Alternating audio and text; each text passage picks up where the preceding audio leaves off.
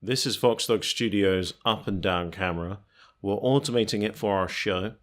Here's the prototype moving slowly and quickly. It's going on here.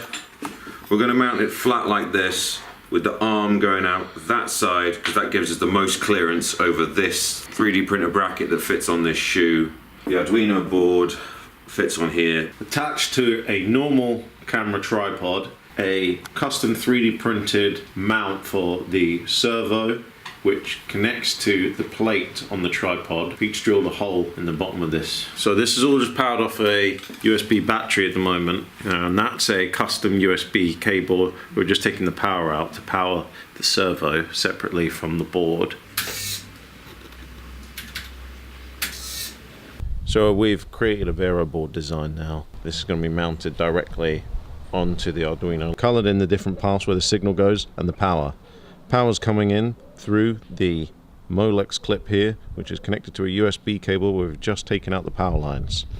In order to keep the USB battery from turning off, put in 2 resistors here, which will give it a minimum current draw that will keep it going on, so it'll think something's plugged in. Servo's connected, Bluetooth that we're going to communicate to control it, and we've got some pins to connect to the Arduino and the power, and also just to stop it wobbling. I move it slowly.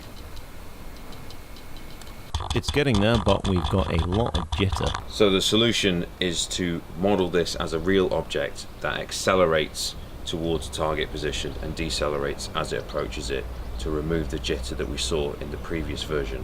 For example, it accelerates and slows. Accelerates and slows.